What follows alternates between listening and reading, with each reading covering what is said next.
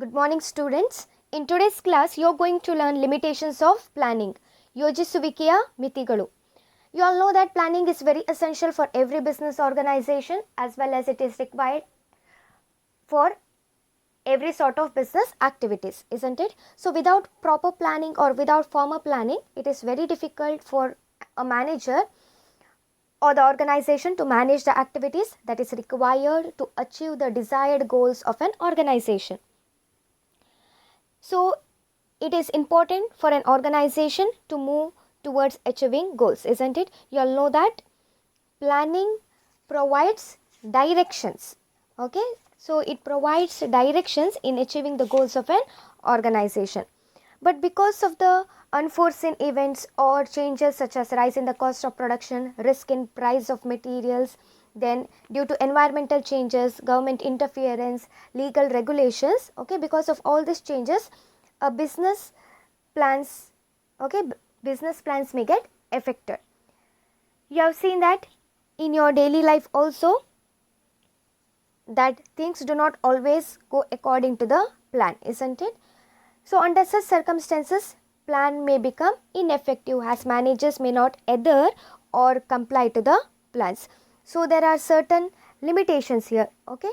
And because of the changes or because of the unforeseen events, the plans need to be modified. So there are several limitations in planning. We'll understand one by one. Clear? ವ್ಯವಹಾರ ಸಂಸ್ಥೆಗಳಲ್ಲಿ ಯಾವುದೇ ಕಾರ್ಯಾಚರಣೆಗಳನ್ನು ನಿರ್ವಹಿಸಬೇಕೆಂದರೆ ಯೋಜನೆಗಳ ಅಗತ್ಯವಿರುತ್ತದೆ, isn't it? ಯೋಜನೆಗಳಿಲ್ಲದೆ ಕಾರ್ಯಾಚರಣೆಗಳನ್ನು ನಿರ್ವಹಿಸುವುದು ಕಷ್ಟವಾಗುತ್ತೆ. So ಪ್ರತಿಯೊಂದು ಸಂಸ್ಥೆಯು ಏನು ಮಾಡುತ್ತೆ, ನಿರ್ದಿಷ್ಟ ಅವಧಿಗೆ ಗುರಿಯನ್ನು ರೂಪಿಸಿ ಆ ಗುರಿಯನ್ನು ಸಾಧಿಸಲು ಪ್ರಯತ್ನವನ್ನು ಮಾಡುತ್ತೆ, isn't it? ಬಟ್ ದಿನನಿತ್ಯ ಜೀವನದಲ್ಲಿ ನೀವು ನೋಡಿರ್ಬೋದು, ಕಾರ್ಯಚಟುವಟಿಕೆಗಳು ಯೋಜನೆಗಳಿಗೆ ಅನುಗುಣವಾಗಿ ನಡೆಯುವುದಿಲ್ಲ. ಕೆಲವೊಂದು ಅನಿರೀಕ್ಷಿತ ಘಟನೆಗಳಿಂದ ಅಥವಾ ಬದಲಾವಣೆಗಳಿಂದ, ಅಂದರೆ ಉತ್ಪಾದನಾ ವೆಚ್ಚ ಮತ್ತು ಬೆಲೆಗಳಲ್ಲಿ ಹೆಚ್ಚಳ, ಪರಿಸರದಲ್ಲಿನ ಬದಲಾವಣೆ, ಸರ್ಕಾರದ ಮಧ್ಯಪ್ರವೇಶ ಅಥವಾ ಕಾನೂನು ನಿರ್ಬಂಧಗಳು, ಸೊ ಈ ಎಲ್ಲ ಕಾರಣಗಳಿಂದ ಏನಾಗುತ್ತೆ ಅಂದರೆ ವ್ಯವಹಾರ ಯೋಜನೆಗಳ ಮೇಲೆ ಪರಿಣಾಮ ಬೀರುತ್ತದೆ. ಸೊ ಇಂತಹ ಸಂದರ್ಭಗಳಲ್ಲಿ ಯೋಜನೆಗಳನ್ನು ಮಾರ್ಪಡಿಸಬೇಕಾಗುತ್ತದೆ. ಓಕೆ, ಅಂದರೆ ಈ ಒಂದು ಅನಿರೀಕ್ಷಿತ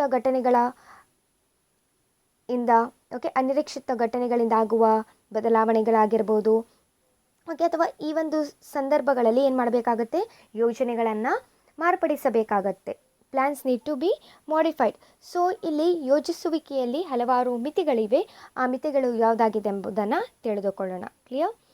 the first one is planning leads to rigidity. ಯೋಜಿಸುವಿಕೆಯು ಕಠಿಣತೆಗೆ ಆಸ್ಪದ ನೀಡುತ್ತದೆ. Now you all know that in an organization, a well-defined plan is drawn with specific goals to be achieved within a specific time frame, isn't it? So every organization set the objectives of an organization for a specific time period that has to be achieved, and according to that, plans will be drawn in order to achieve those objectives, isn't it? So here these plans then decide the future course of action. That is, future course of action is nothing but the sequence of course of action that has to be adopted in order to achieve the set objectives of an organization. Okay, so these plans then decide how the work will progress in the future. So because of this, what happens, because the plans are pre-decided, okay, or because the plans are predetermined, okay, what happens is the manager may not be in a position to change it. Now for example, think the objectives of an organization is set, okay, and even the plan is ready and the plan is implemented also. Think 50% or 50 to 60% of the work is done, okay. Now if there arises any changes, okay, if there is a change in any circumstances, okay, or think that if the manager feels that the plan is not very feasible, can the manager again start from the beginning? So it is a difficult process, isn't it? So it is said that plan leads to rigidity. That is, following a pre-decided plan or predetermined plan when the circumstances have changed may not turn out to be in the organization's interest. That is, following a pre-decided plan, even though when the circumstances changes, may not turn out or may not bring positive result to an organization. Clear? ಯೋಜಿಸುವಿಕೆಯು ಕಠಿಣತೆಗೆ ಆಸ್ಪದ ನೀಡುತ್ತದೆ. So ಯೋಜಿಸುವಿಕೆಯು ಒಂದು ನಿರ್ದಿಷ್ಟ ಅವಧಿಗೆ ಉದ್ದೇಶಗಳನ್ನು ಸಾಧಿಸಲು ಒಂದು ಉತ್ತಮ ಪರ್ಯಾಯವನ್ನು ಆಯ್ಕೆ ಮಾಡಿ ಅದನ್ನು ಸಾಧಿಸುವುದಾಗಿದೆ. Isn't it? ಸೊ ಇಲ್ಲಿ ಸಂಸ್ಥೆಯೊಂದರಲ್ಲಿನ ನಿಗದಿತ ಸಮಯದ ಚೌಕಟ್ಟಿನೊಳಗೆ ನಿರ್ದಿಷ್ಟ ಗುರಿಯನ್ನು ಈಡೇರಿಸಲು ಉತ್ತಮವಾಗಿ ವ್ಯಾಖ್ಯಾನಿಸಲಾದ ಯೋಜನೆಯನ್ನು ರೂಪಿಸಲಾಗುತ್ತದೆ. Isn't it? ದಟ್ ಈಸ್ ನಿರ್ದಿಷ್ಟ ಅವಧಿಗೆ ಉದ್ದೇಶಗಳನ್ನು ನಿರ್ಧರಿಸುವುದರ ಮೂಲಕ ಅವುಗಳನ್ನು ಸರಿಯಾದ ಯೋಜನೆಯ ಮೂಲಕ ಅದನ್ನು ಸಾಧಿಸಲು ಪ್ರಯತ್ನವನ್ನು ಮಾಡಲಾಗುತ್ತದೆ. Isn't it? ಹೀಗಾಗಿ ಯೋಜನೆಗಳನ್ನು ರೂಪಿಸಲಾಗುತ್ತದೆ ಮತ್ತು ಅದನ್ನು ಜಾರಿಗೊಳಿಸಲಾಗುತ್ತದೆ. ಈಗ ಯೋಜನೆಗಳೇ ಏನು ಮಾಡುತ್ತೆ? ಭವಿಷ್ಯದ ಕಾರ್ಯಮಾರ್ಗವನ್ನು ನಿರ್ಧರಿಸುತ್ತದೆ. Isn't it? ಸೊ ಇಲ್ಲಿ ವ್ಯವಸ್ಥಾಪಕರು ಇದನ್ನು ಮಾರ್ಪಡಿಸುವ ಸ್ಥಿತಿಯಲ್ಲಿರುವುದಿಲ್ಲ. ಕ್ಲಿಯರ್? ದಟ್ ಈಸ್ ಈ ಒಂದು ಸಂದರ್ಭದಲ್ಲಿ ಮ್ಯಾನೇಜರ್ಸ್ ಪ್ಲ್ಯಾನ್ಸ್ಗಳನ್ನು ಏನು ಮಾಡಲಿಕ್ಕಾಗೋದಿಲ್ಲ, ಚೇಂಜ್ ಮಾಡಲಿಕ್ಕೆ ಆಗುವುದಿಲ್ಲ. ಕ್ಲಿಯರ್? ಕೆಲವೊಂದು ಸಂದರ್ಭಗಳಲ್ಲಿ ದಟ್ ಈಸ್ ಬದಲಾದ ಪರಿಸ್ಥಿತಿಯನ್ನು ನಿಭಾಯಿಸಲು ವ್ಯವಸ್ಥಾಪಕರಿಗೆ ನಮ್ಯತೆ ಇರುವುದಿಲ್ಲ. ಫ್ಲೆಕ್ಸಿಬಿಲಿಟಿ ಇರುವುದಿಲ್ಲ. ಸೊ ಪರಿಸ್ಥಿತಿಗಳು ಬದಲಾದ ಸಂದರ್ಭಗಳಲ್ಲಿ ಪೂರ್ವ ನಿರ್ಧಾರಿತ ಯೋಜನೆಗಳನ್ನು ಪಾಲಿಸಿಕೊಂಡು ಹೋಗುವುದು ಸಂಘಟನೆಗಳ ಹಿತಾಸಕ್ತಿಗೆ ಪೂರಕವಾಗದಿರಬಹುದು. The second one is planning may not work in a dynamic environment. ಯೋಜಿಸುವಿಕೆಯು ಚಲನಶೀಲ ಪರಿಸರದಲ್ಲಿ ಕಾರ್ಯನಿರ್ವಹಿಸದಿರಬಹುದು. So you all know that the business environment is dynamic in nature. Nothing is constant as everything keeps on changing, isn't it? So the business environment is a totality of external forces wherein some or the other changes keeps on taking place. So decide in advance what has to be done in the future, isn't it?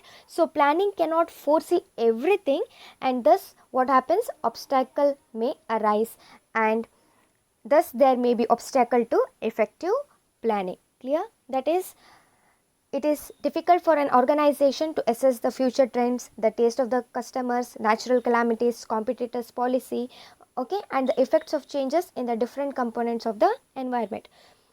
So when the changes takes place, what the organization has to do? The organization has to constantly adapt itself to those changes, isn't it? But it is very difficult to forecast or to predict the future changes with absolute accuracy, isn't it? One cannot predict or one cannot forecast what is going to happen exactly in the future, isn't it? But some assumption can be made. So it is difficult to forecast the future changes with absolute accuracy. Because the business environment is dynamic in nature, because nothing is constant and keeps on changing, sometimes it leads to failure of plans. Clear? ಯೋಜಿಸುವಿಕೆಯು ಚಲನಶೀಲ ಪರಿಸರದಲ್ಲಿ ಕಾರ್ಯನಿರ್ವಹಿಸದಿರಬಹುದು. So ಈಗ ವ್ಯವಹಾರ ಪರಿಸರವು ಚಲನಶೀಲವಾಗಿದೆ, ಅಂದರೆ ಯಾವುದು ಸ್ಥಿರವಲ್ಲ, ಬದಲಾವಣೆ ಆಗ್ತಾನೆ ಇರುತ್ತೆ, isn't it? So ವ್ಯವಹಾರ ಪರಿಸರವು ಆರ್ಥಿಕ, ರಾಜಕೀಯ, ಭೌತಿಕ, ಕಾನೂನಾತ್ಮಕ, ದೆನ್ ಸಾಮಾಜಿಕ ಮುಂತಾದ ಹಲವಾರು ಆಯಾಮಗಳನ್ನು ಒಳಗೊಂಡಿದೆ. ಕ್ಲಿಯರ್? ಮತ್ತು ಈ ಒಂದು ಆಯಾಮಗಳಲ್ಲಿ ಬದಲಾವಣೆ ಆಗ್ತಾನೆ ಇರುತ್ತೆ. ಅದು ಸ್ಥಿರವಾಗಿರುವುದಿಲ್ಲ. ಸೊ ಸಂಸ್ಥೆಯು ಏನು ಮಾಡಬೇಕಾಗತ್ತೆ? ಈ ಒಂದು ಬದಲಾವಣೆಗಳಿಗೆ ನಿರಂತರವಾಗಿ ಸ್ವತಃವಾಗಿ ಹೊಂದಿಕೊಳ್ಳಬೇಕಾಗತ್ತೆ. ಕ್ಲಿಯರ್? ಸೊ ಆರ್ಥಿಕ ನೀತಿಗಳಲ್ಲಿ ಬದಲಾವಣೆ ಆದಾಗ ಅಥವಾ ದೇಶದ ರಾಜಕೀಯ ಪರಿಸ್ಥಿತಿ ಸ್ಥಿರವಾಗಿಲ್ಲದಿದ್ದರೆ, ನೈಸರ್ಗಿಕ ವಿಕೋಪ ಮುಂತಾದ ಸಂದರ್ಭಗಳಲ್ಲಿ ಉಂಟಾಗುವ ಬದಲಾವಣೆಗೆ ಅಥವಾ ಬದಲಾವಣೆಯ ದಿಕ್ಕುಗಳನ್ನು ನಿಖರವಾಗಿ ನಿರ್ಧರಿಸುವುದು ಕಷ್ಟವಾಗಿರುತ್ತದೆ. ಕ್ಲಿಯರ್? ಅಂದರೆ ಪ್ರೆಡಿಕ್ಷನ್ ಮಾಡ್ಬೋದು, ಭವಿಷ್ಯದ ಅನಿಶ್ಚಿತತೆಯನ್ನು ಅಂದಾಜಿಸಬಹುದು, ಬಟ್ ನಿಖರವಾಗಿ ಬದಲಾವಣೆಯ ದಿಕ್ಕುಗಳನ್ನು ನಿರ್ಧರಿಸುವುದು ಕಷ್ಟವಾಗಿರುತ್ತದೆ. ಕ್ಲಿಯರ್? ಸೊ ಹೀಗಾಗಿ ಏನಾಗುತ್ತೆ? ಇದಕ್ಕೆ ಪರಿಣಾಮವಾಗಿ ಯೋಜಿಸುವಿಕೆಗೆ ಅಡೆತಡೆಗಳಿರಬಹುದು. ಕ್ಲಿಯರ್? ಈಗ ಯೋಜಿಸುವಿಕೆಯು ಪ್ರತಿಯೊಂದನ್ನು ಕೂಡ ಮುನ್ನಂದಾಜಿಸುವುದಿಲ್ಲ. ಕ್ಲಿಯರ್? ಕೆಲವೊಂದು ಭವಿಷ್ಯದ ಅನಿಶ್ಚಿತತೆಯ ಸಂದರ್ಭಗಳನ್ನು ಅಂದಾಜಿಸುತ್ತದೆ ಬಿಟ್ಟರೆ ಅದನ್ನು ಪ್ರತಿಯೊಂದನ್ನು ಮುಂದಂದಾಜಿಸುವುದಿಲ್ಲ. ಕ್ಲಿಯರ್? ಕೆಲವೊಂದು ಸರ್ಕಮ್ಸ್ಟೆನ್ಸಸ್ ಸಡನ್ ಆಗಿ ಅರೈಸ್ ಆಗತ್ತೆ. ಭವಿಷ್ಯದ ಅನಿಶ್ಚಿತತೆಯನ್ನು ಅಂದಾಜಿಸಬಹುದು, ಬಟ್ ಅದನ್ನು ನಿಖರವಾಗಿ ಏನು ಮಾಡಲಿಕ್ಕಾಗೋದಿಲ್ಲ, ಅಂದಾಜಿಸಲು ಆಗೋದಿಲ್ಲ. ಅಂದರೆ ಯೋಜಿಸುವಿಕೆಯು ಪ್ರತಿಯೊಂದನ್ನು ಮುಂದಂದಾಜಿಸುವುದಿಲ್ಲ. ಹೀಗಾಗಿ ಇದಕ್ಕೆ ಪರಿಣಾಮವಾಗಿ ಏನಾಗುತ್ತಂದರೆ ಯೋಜಿಸುವಿಕೆಗೆ ಅಡೆತಡೆಗಳು ಉಂಟಾಗುತ್ತದೆ. ಕ್ಲಿಯರ್? ಹೀಗಾಗಿ ಪರಿಣಾಮಕಾರಿಯಾಗಿ ಯೋಜಿಸುವಿಕೆಗೆ ಅಡೆತಡೆಗಳು ಉಂಟಾಗುತ್ತದೆ. ಕ್ಲಿಯರ್? ಹೀಗಾಗಿ ಯೋಜಿಸುವಿಕೆಯು ಚಲನಶೀಲ ಪರಿಸರದಲ್ಲಿ ಕಾರ್ಯನಿರ್ವಹಿಸದಿರಬಹುದು ಎಂದು ಹೇಳಲಾಗುತ್ತದೆ. Okay, next one is planning reduces creativity. ಯೋಜಿಸುವಿಕೆಯು ಸೃಜನಶೀಲತೆಯನ್ನು ಕಡಿಮೆಗೊಳಿಸುತ್ತದೆ. ನಾವು all know that under planning, all the activities are connected with the attainment of the objectives of an organization, isn't it? And those are predetermined objectives. So consequently everybody work as they have been directed to do, isn't it? And all these things how they have to do will be made clear in the plans.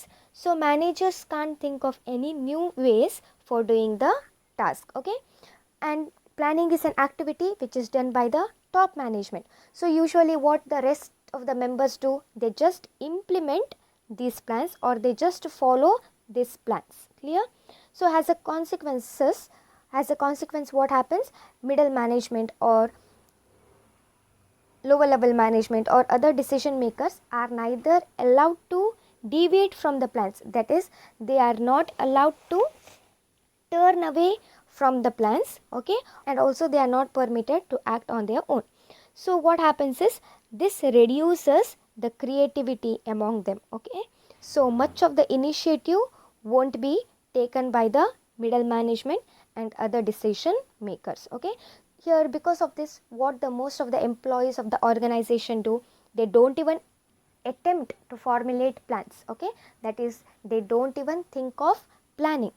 So they just carry out the orders of the top management. So this in a way what happens, reduces creativity. Clear?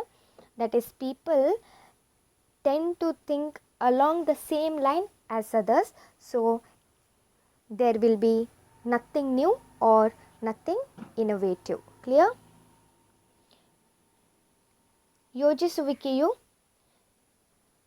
ಸೃಜನಶೀಲತೆಯನ್ನು ಕಡಿಮೆಗೊಳಿಸುತ್ತದೆ. ಈಗ ಯೋಜಿಸುವಿಕೆಯು ಉನ್ನತ ಹಂತದ ನಿರ್ವಹಣಾಂಗಣವು ನಿರ್ವಹಿಸುವ ಚಟುವಟಿಕೆಯಾಗಿದೆ. Okay, so ಅಂದರೆ ಇಡೀ ಸಂಸ್ಥೆಗೆ ಯೋಜನೆಗಳನ್ನು ರೂಪಿಸುವುದು ಉನ್ನತ ಹಂತದ ನಿರ್ವಹಣಾಂಗಣವೂ ಆಗಿವೆ. ಓಕೆ, ಸೊ ಇಲ್ಲೇನಾಗತ್ತಂದರೆ ಸಾಮಾನ್ಯವಾಗಿ ಉಳಿದ ಎಲ್ಲ ಸದಸ್ಯರು ಕೇವಲ ಯೋಜನೆಗಳನ್ನು ಜಾರಿಗೆ ತರ್ತಾರೆ ಅಥವಾ ಅದನ್ನು ಕಾರ್ಯರೂಪಕ್ಕೆ ತರ್ತಾರೆ. ಓಕೆ, ಸೊ ಇದಕ್ಕೆ ಪರಿಣಾಮವಾಗಿ ಏನಾಗುತ್ತೆ ಅಂದರೆ ಮಧ್ಯಮ ಹಂತದ ನಿರ್ವಹಣಾಂಗಣವು ಮತ್ತು ಇನ್ನಿತರ ನಿರ್ಧಾರ ಕೈಗೊಳ್ಳ ಸಿಬ್ಬಂದಿಗಳಿಗೆ ಓಕೆ ಯೋಜನಾ ಪರಿಮಿತಿಯ ಹೊರಗೆ ತಮ್ಮ ಕಾರ್ಯನಿರ್ವಹಿಸಲು ಸಾಧ್ಯವಾಗುವುದಿಲ್ಲ. ಅದರ ಜೊತೆಗೆ ಅವರಿಗಷ್ಟೇ ತಕ್ಕಂತೆ ಕಾರ್ಯನಿರ್ವಹಿಸಲು ಅವಕಾಶ ಕೂಡ ಇಲ್ಲಿ ಅವರಿಗೆ ಇರುವುದಿಲ್ಲ. ಓಕೆ, ಅವ್ರು ಏನು ಮಾಡಬೇಕಾಗತ್ತೆ, ಏನು ಯೋಜನೆಯನ್ನು ಮಾಡಿದ್ದಾರೆ ಆ ಯೋಜನೆಗಳನ್ನು ಕಾರ್ಯರೂಪಕ್ಕೆ ತರಬೇಕಾಗತ್ತೆ. ಸೊ ಹೀಗಾಗಿ ಅವರಲ್ಲಿ ಅಂತರ್ಗತವಾಗಿರುವ ಹೆಚ್ಚಿನ ಪ್ರವರ್ತನ ಸಾಮರ್ಥ್ಯವೂ ಆಗಿರ್ಬೋದು ಅಥವಾ ಸೃಜನಶೀಲತೆಯು ಏನಾಗುತ್ತೆ, ಕಡಿಮೆ ಆಗುತ್ತೆ. ಕ್ಲಿಯರ್? ಸೊ ಹೆಚ್ಚಿನ ಸಂದರ್ಭಗಳಲ್ಲಿ ಏನಾಗ್ತದೆ ಅಂದರೆ ನೌಕರರು ಯೋಜನೆಗಳನ್ನು ರೂಪಿಸುವ ಪ್ರಯತ್ನವನ್ನು ಕೂಡ ಮಾಡುವುದಿಲ್ಲ. ಯಾಕೆ? ಅವರು ಬರೀ ಯೋಜನೆಗಳನ್ನು ಜಾರಿಗೆ ಅಥವಾ ಕಾರ್ಯರೂಪಕ್ಕೆ ತರುವುದರಿಂದ ಓಕೆ ಅವರು ಏನು ಮಾಡುವುದಿಲ್ಲ, ಯೋಜನೆಗಳನ್ನು ರೂಪಿಸುವ ಪ್ರಯತ್ನವನ್ನು ಕೂಡ ಮಾಡುವುದಿಲ್ಲ. ಕ್ಲಿಯರ್? ಸೊ ಅವರೇನು ಮಾಡ್ತಾರೆ, ಕೇವಲ ಮೇಲಿನವರ ಆದೇಶಗಳಂತೆ ಅಂದರೆ ಉನ್ನತ ಹಂತದ ನಿರ್ವಹಣಾಂಗಣ ಅವರ ಆದೇಶಗಳಂತೆ ಕಾರ್ಯನಿರ್ವಹಿಸುತ್ತಾರೆ. ಸೊ ಆದುದರಿಂದ ಏನಾಗುತ್ತಂದರೆ ಇಲ್ಲಿ ಯೋಜನೆಯು ಜನರನ್ನು ಬೇರೆಯವರು ಯೋಚಿಸುವ ಮಾರ್ಗದಲ್ಲಿ ಯೋಚಿಸಲು ನಿರ್ಬಂಧಿಸುವುದರಿಂದ ಒಂದು ವಿಧದಲ್ಲಿ ಸೃಜನಶೀಲತೆ ಕಡಿಮೆಗೊಳಿಸುತ್ತದೆ. ಕ್ಲಿಯರ್? ದಟ್ ಈಸ್ ಅಲ್ಲಿ ಯಾವುದೇ ಥರದ ಹೊಸತನ ಅಥವಾ ನಾವೀನ್ಯತೆ ಇರುವುದಿಲ್ಲ. ಓಕೆ, ಅವರು ಬೇರೆಯವರು ರೂಪಿಸಿದ ಯೋಜನೆಯ ಪ್ರಕಾರ ಅದನ್ನು ಜಾರಿಗೊಳಿಸಬೇಕಾಗತ್ತೆ ಅಥವಾ ಆ ಯೋಜನೆಗಳನ್ನು ಕಾರ್ಯರೂಪಕ್ಕೆ ತರಬೇಕಾಗತ್ತೆ. The next one is planning involves huge cost.